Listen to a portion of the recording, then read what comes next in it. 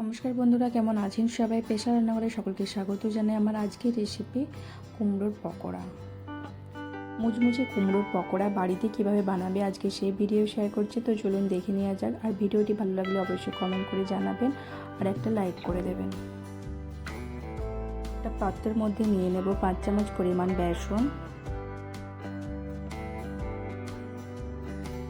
বেসনের মধ্যে দিয়ে দেব অল্প পরিমাণ চিনি। চিনিটা অপশনাল, দিতেও পারেন বা নাও দিতে পারেন, বা দিলে টেস্ট হয়। আর দিয়ে দেব অল্প একটু হলুদ গুঁড়ো, তারপর দিয়ে দেব লঙ্কা গুঁড়ো,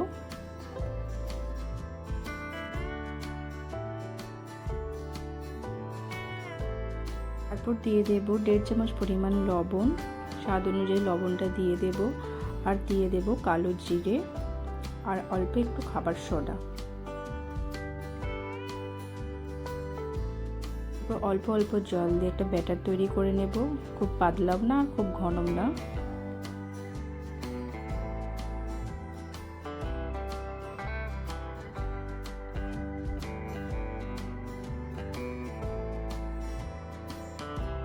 ব্যাটারটা তৈরি করে নিয়েছি, দেখতেই পাচ্ছ। খুব ভালোভাবে ব্যাটারটাকে ফেটিয়ে নেব।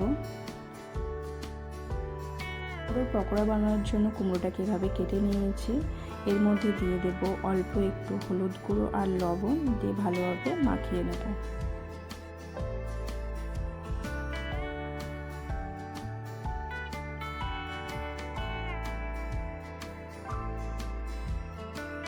নুন আর হলুদটাকে কুমড়োর গায়ে ভালোভাবে মাখিয়ে নেব। এরপর কড়াইয়ের মধ্যে পরিমাণ মতন সাদা তেল দিয়ে দিয়েছি। তেলটাকে খুব ভালোভাবে গরম করে নিতে হবে। এরপর কুমড়োটাকে বেসনের ব্যাটারে ডুবিয়ে তেলের মধ্যে দিয়ে দেব।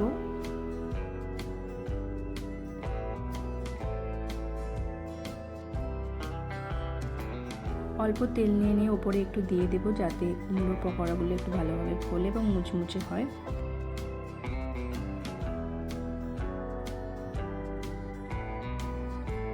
একটা সাইড ভাজা হয়ে গেছে, এরপর উল্টে আরেকটা সাইড ভেজে নেব।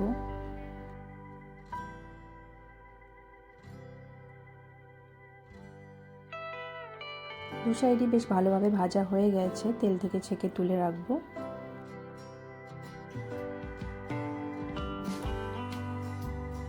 বাকি কুমড়োগুলো একইভাবে ভেজে নিতে হবে।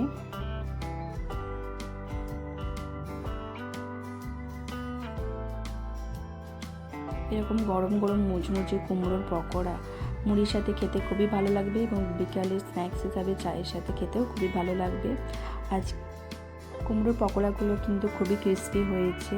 আর আজকের এই কুমড়োর পকোড়ার রেসিপি যদি আপনাদের ভালো লেগে থাকে, অবশ্যই আপনার বাড়িতে এভাবে একবার বানিয়ে দেখবেন, একদম মুচমুচে হবে। আর ভিডিওটি ভালো লাগলে অবশ্যই লাইক কমেন্ট শেয়ার করে দেবেন। আর প্লিজ চ্যানেলটিকে সাবস্ক্রাইব করে দেবেন। ভালো থাকবেন, ধন্যবাদ।